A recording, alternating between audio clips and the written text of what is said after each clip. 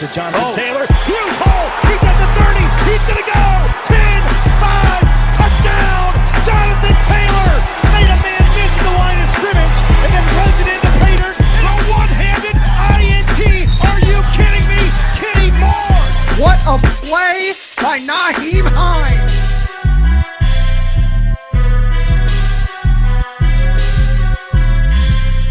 Horseshoe is back, baby. The horseshoe is back. What is going on, Colts Nation? And welcome back to another episode of the Bring the Juice Colts podcast. Well, today we are looking at our second potential acquisition of the 2021 NFL offseason. And today we are sticking with the quarterback. We are sticking with a potential trade scenario. We are talking about current New York Jets quarterback Sam Darnold. Now, there is a couple different scenarios here that I think the Jets could go. They're not 100% like they're going to keep Sam Darnold. They're also not 100% like they're going to trade him. We just haven't heard a whole lot about him up to this point and potential the Colts' interest yet. But Sam Darnold's a very interesting name. And Derek, it's kind of crazy to think about. Just a couple years ago, Sam Darnold was a hot commodity in that 2018 NFL draft. I mean, a lot of people, a lot of experts were even saying potentially Sam Darnold could go number one overall. I remember hearing that chatter. Ultimately, though, we know the Colts traded from 3 to 6 with the New York Jets. The Jets acquired Darnold. The Colts got Quentin Nelson and multiple picks within that deal. And before we kind of dive into Sam Darnold a little bit, how awesome would it be? How ironic would it be for the Colts to make that crazy trade, get all those picks, and then end up ultimately with Sam Darnold in a few years? Yeah, that's definitely a very interesting topic when you bring it up because, yeah, people are like, how amazing would it be that Ballard is so good at his job that he fleeced the Jets out of the number 3 pick altogether in the 2018 draft. And all he had to do was basically a couple seconds and moving back a few spots. So, yeah, it is kind of ironic. Yeah, and now maybe Darnold's on his way out. It'd be kind of crazy if the Colts somehow were able to make that trade, still get a number 3 overall pick as well for a lot less than what the Jets gave up initially when they acquired him. So, let's talk about Sam Darnold a little bit, though. I mean, looking at him from a physical standpoint, I mean, he's got all the attributes, man, that you're looking for in a quarterback. I mean, he's 6'3", 225. I mean, to compare that to Andrew Luck was only a few inches taller and by about 10 pounds heavier. So Sam Darnold certainly has the attributes you look for in a franchise quarterback. Now, we know obviously the stats haven't necessarily backed that up. We'll get to that in a minute. But purely from a physical standpoint, Derek, give me your thoughts on Sam Darnold. Yeah, I mean, he definitely has the body of a NFL quarterback. A lot of people have said that. We've seen a lot of plays where, he's had to play physical on some runs and escaping out of the pocket. I know you brought up that video of Darnold making that great touchdown against us in the first quarter this last season where, he basically broke off 3 different tacklers and then was able to escape the pocket and make a great on-the-run throw. So, just that kind of ability, that's what you get in a guy like Sam Darnold. With being 225 pounds, he's not a small guy by any stretch of the imagination. He is strong and that arm's still good. The injuries have been a little bit of a concern. I wouldn't necessarily say that it's going to affect him long-term. I felt that a lot of it was just short-term due to the issues that he was having with the Jets. And we're going to talk about that more as we go along, but from a physical standpoint of what you would want in a quarterback, a good arm, you got size and you got strength and you got also with speed, Sam Darnold certainly has all the attributes to make himself a quality NFL quarterback. Yeah, and I think I agree with you there. Like, he's got everything you look for. He's only 23 years old. He'll be 24 this summer. Honestly, compared to some of these quarterbacks coming out, Sam Darnold's around the same age, right? Which is absolutely insane, thinking he was drafted 3 years ago now by the time that NFL draft rolls around, which is absolutely crazy to me. But yeah, you mentioned the stats. I mean, if we say he resembles a franchise quarterback, resembles an Andrew Luck, I mean, the stats certainly don't resemble that at all. I mean, you look at Sam Darnold, even as early as this past year, right? He only won 2 games. He was 2-10 as a starter, had 2,208 yards, under 60 completion percentage right there at 59.6. He actually had more interceptions than touchdowns. He had 9 touchdowns as opposed to 11 interceptions. And I mean, the rest of his career hasn't been too kind to him as well, right? You look at overall, man, he's had a losing record as a starting quarterback in this league. Now, you can obviously point to the organization, the players surrounding him, the coaches surrounding him, all that stuff. But 13-25 as a starter, still under 60% career passer, has had more touchdowns than interceptions, but it's pretty close there, 45-39. And overall, just has not been a great statistical quarterback. I mean, under an 80 quarterback rating for Sam Darnold in his 3-year career with the New York Jets. But I have this question for you, Derek. Looking at his stats can be misleading a lot of times, right? A lot of people don't factor in the team that's around him, right? The pieces that are around him. And we know if you talk about dysfunction among an NFL franchise, I mean, you point to the New York Jets, especially recently, as being, by book, the definition of a dysfunctional franchise. So I'm curious to look at his stats, obviously a little bit like makes you almost want to hurl, honestly, looking at his stats. But how much of that do you credit to just strictly being Sam Darnold, and how much do you credit that to being the lack of support around him as a young quarterback? Well, I mean, you have to put blame on some of the quarterback, right? I mean, just because of how bad the situation is doesn't always mean that, you know, you have the opportunity to just fold under pressure too, right? I mean, you know, let's be honest, Sam Darnold has not been, you know, as amazing as everyone originally thought he was going to be when he came out. I'll understand that, and I'll own up to that one, because there has to be onus on the quarterback. You can't say it's everything. But if I was going to put a percentage on what I feel that the team and the coaching staff have been the problem mainly for what I've seen from Sam Darnold, I would say 70% of the problem was the Jets and the organization itself, and not Sam Darnold. 30% of it goes to Darnold, but which is a good percentage. I'm not being a homer here, but I'm talking in a sense that people seem to forget this, that midway through that season, Adam Gase came out on a press conference and said, this is his words, not mine. I didn't put these in his mouth. He said this, that him and the coaching staff have failed Sam Darnold. He came out and said it. And people will say, oh, well, that doesn't matter that much. You know, I mean, the quarterback should still be in control. People don't understand how important a good coaching staff and support around you for a 22-year-old quarterback, how important that is when you get into the NFL. This is not just college where you go straight out of high school and you're the one calling the plays. That's not how this works.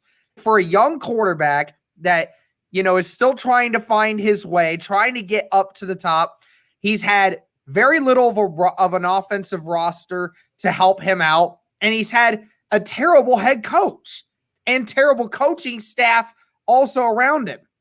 And then, you know, people like to make the argument, well, you know, Andrew Luck did it without a coaching staff, you know, and other teams like that. Who is saying that Sam Darnold is Andrew Luck? No one has ever said that. No one's ever said that. I've never said that. I don't know if you've said that, Cody. I don't know if you got some some people on your Twitter feed that maybe took something that was wrong, but it's like, dude, it's not the same thing. It's not the same quarterback. It's not the same scheme. It's completely different. And yeah, Andrew Luck had a terrible GM and had a terrible team around him. But I mean, his head coach wasn't failing Andrew Luck. I don't think that was the issue. And nobody here will sit here and say that Chuck Pagano was a great coach during that time. But, you know, Andrew Luck was a once-in-a-generational type quarterback. I mean, that's just how it is. And then you look at some of the other great quarterbacks around him. People want to mention his stats and his record. You know, they went 2-14, and he had a phenomenally bad year. Well, for one, he was dealing with an injury from the very beginning of the season, it felt like. right after that Colts game. It's like he never was healthy after that. And also, people want to keep talking like Deshaun Watson didn't just go 4-12 this year, having statistically one of the greatest years of his career, but yet somehow a top 5 quarterback in this league went 4-12. Not every quarterback is the same, bro. Not everyone. The generational quarterbacks are the ones that do that. Andrew Luck was one of them. Deshaun Watson's not one of them. Deshaun Watson is a superstar, and he's a franchise quarterback, and he's going to be an elite talent, but Andrew Luck was on a complete whole nother level. I'm just saying that. So, I know that Sam Darnold, from the standpoint of that, is probably not going to be, the prodigy of what we want to be, and he may not even be the short-term answer, so maybe that will maybe not be what Chris Ballard wants to go through, but I think that people are just so quick to put down Sam Darnold and really not give him the benefit of the doubt of being put in a really, really bad situation coming out of college. Yeah, and I mean, even with Houston, I know, now, obviously, they're not good, but, they were making the playoffs consistently, and then Deshaun Watson came, and they started making the playoffs still. So, Deshaun Watson, obviously, he didn't have a great Bill O'Brien. We already know we make fun of him all the time. But, he still had a decent team around him for a few years there, right?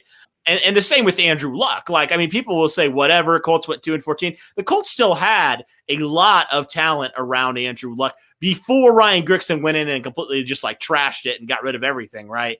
He still had Reggie Wayne, still had T.Y. Hilton for multiple years. Now, I know the offensive line wasn't great. And I'm not going to continue on this argument because, like you said, Andrew Luck is a generational quarterback that can win you games and win you playoff games without any talent around him. But who has Sam Darnold really had on offense that's really stood out to you? I can't really think of anybody that's really stood out to you. He hasn't had a DeAndre Hopkins. He hasn't had a T.Y. Hilton.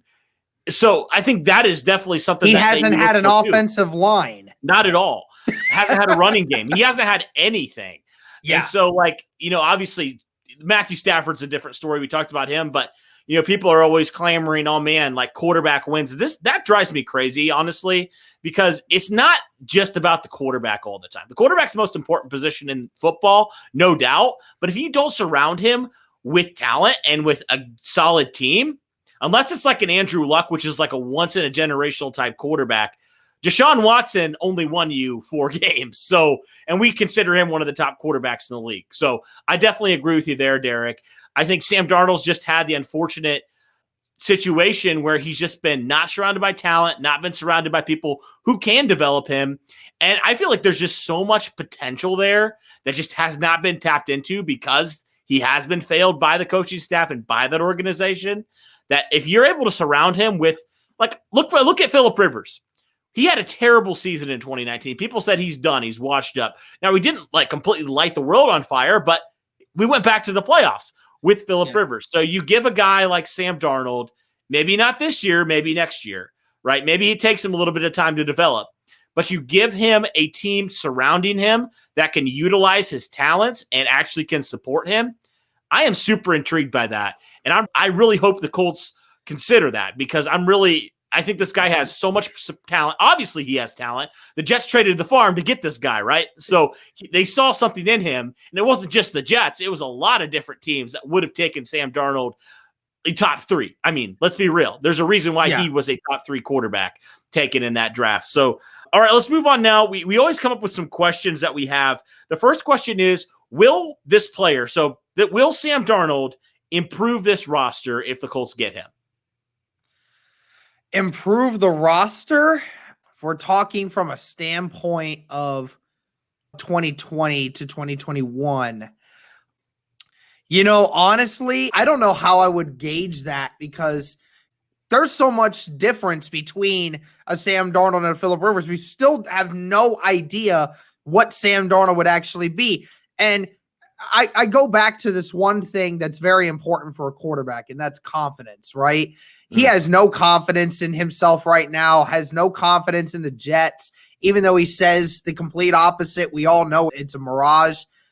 It's at this point now where if you don't have confidence as a quarterback, you're not going to perform well. I think that was the issue for him right out of the gate when he came to New York. I think if you put him in a system like Indianapolis, a fresh start with a whole new set of players that you can actually put around this quarterback, it would make him a lot more confident in his abilities. With that being said, I would imagine, when you get Sam Darnold being confident, I could only imagine continuing to have the roster improve.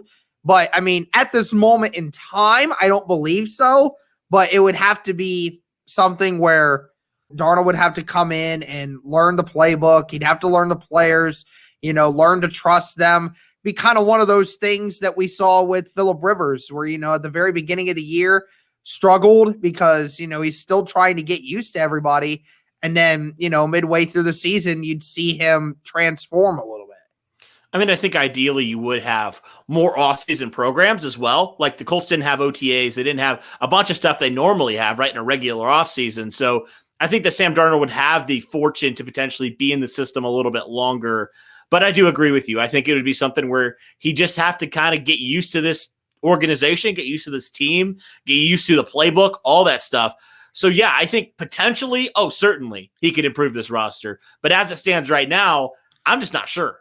We just have no idea right now where Sam Darnold is. That's my biggest concern with him, right, is, okay, did the Jets scar him? He's only 23, but did the Jets scar him? And did they scar him beyond repair? That's my question for Sam Darnold. So I definitely agree with you there. We can move on to the next question now. Does Sam Darnold fit what the Colts are looking for? So as the Colts, as a team right now, does Sam Darnold fit what they're looking for? I mean, I would definitely think that, he would fit right into the locker room. He wouldn't have to be, the vocal leader like what Phillip Rivers was. You got Jacoby Brissett for that at the moment, but we're not sure if, Brissett's going to actually get re-signed or not. But there's a lot of leadership on this group right now, so I don't have that as a question mark for sure. And, what you want to have as a fit for the scheme of the offense, again, it's just so hard because the offenses in New York versus what we do in Indianapolis are very different. And I don't know how Sam Darnold would actually, fit in with that, but we know he's able to throw the ball down the field. We know he's willing to do that. So that wouldn't be an issue to me, I don't think. And, behind that offensive line, any quarterback really can elevate their level of play behind something like that. So, does Darnold adopt the ideology of dishing the ball to every single person on the field multiple different times, right? That's kind of how this Colts offense likes to run things. And, having a running back too, like a Nyheim Hines that you can have as a default option, I think that also really helps. It's what I think the Jets wanted Le'Veon Bell to be when they signed him. But, Le'Veon just never really was able to do much on behalf of the offensive line being trash. So, it's one of those things where I think Darnold would fit the mold. But, again, it's just another question mark. It's just going to be one of those things where it's like, for the potential of a Sam Darnold, it makes sense. But it's like, do you take that risk? Mm-hmm. Yeah, I mean, I think certainly, like the Colts don't really have a quarterback on the roster. You would say, oh yeah, he has. People will argue Jacob Eason, but let's be real. Like you don't have a quarterback that like you could for sure say franchise quarterback. We don't know that with Sam Darnold. We don't. But I think there's so much potential there. He's got the physical abilities to be that guy, right? And I think that's from that standpoint, certainly was definitely what the Colts are looking for. And thinking about trading up, right? Thinking about trading up in the draft for a quarterback. The Colts have been rumored potentially to be a team that's interested in doing that. Sam Darnold's about that same age, right? It would take a lot less draft capital, which is kind of leading me into my third question, how much he's going to cost, right? From a draft standpoint, I think it's going to cost a lot less than trading up for a guy. The question mark obviously is how much have the Jets scarred him? But, if you think you're good there, then is it worth potentially trading a lot less draft capital, right? Not trading the farm for one of these top quarterbacks, getting the guy that's still young in Sam Darnold that has all those abilities physically that you like from a franchise quarterback. That's going to be what the Colts ultimately have to decide if they're going to trade for him. But, in terms of his contract, Derek, so kind of looking at his contract, it's kind of interesting. So Sam Darnold's still on that rookie contract, right? So he's still got one more year of that 4-year deal, plus the option to pick up that 5th-year option, right? The Colts have that opportunity, potentially, if they were to trade for him, to have potentially, and I do say potentially because we don't know, your franchise quarterback really cheap, right? A young quarterback on a cheap deal for at least 1 year. So I kind of look at it as like it's kind of a prove it type of thing if you do acquire a Sam Darnold, right? Because if you don't like him, if he's completely terrible in 2021, boom, you don't have to pick up his 5th-year option. You move on. You look for your star quarterback.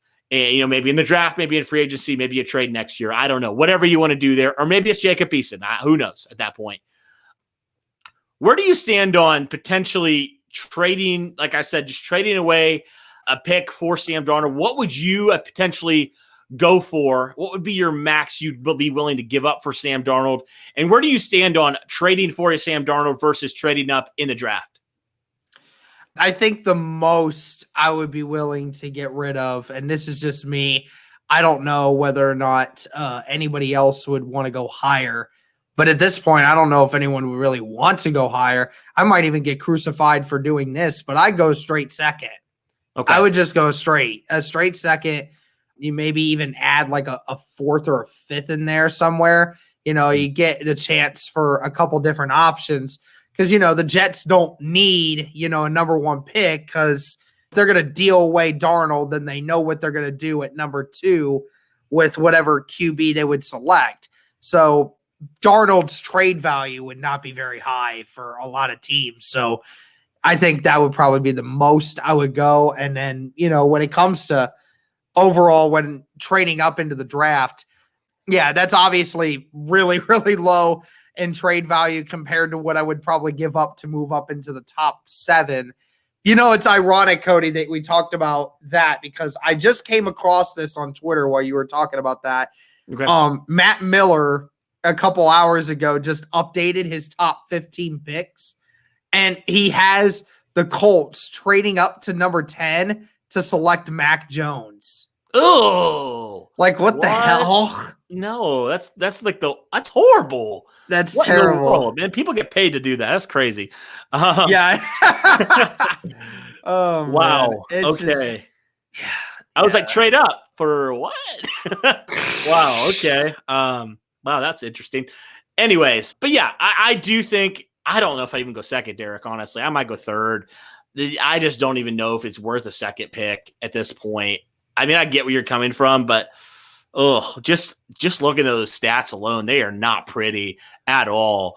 So maybe that does drive down his value looking at that. He hasn't played full 16 games either up to this point in his career. I know there's been different factors for that as well, but I don't know, man. And even if they do go trade a quarterback, does that even devalue his value more? Because it's obvious they're not going to keep them both on the roster at that point. Does that drive his value down a little bit? That'll be interesting to see. But yeah, that's kind of our look, guys, at Sam Darnold potentially coming to Indianapolis. I know there's some people who hate this, and I totally understand why. The stats aren't necessarily the most prettiest stats in the world. The record's not the prettiest thing in the world, but there is potential there. There is a lot of potential there. He's very young still. Has a tremendous upside, in my opinion. If you can tap into that, that's a big if. But let us know in the comments below what you guys think. Would you like a trade for Sam Darnold potentially? Would you like the Colts to explore other options? Let us know in the comments below. But for Derek and myself, thank you guys so much for tuning in.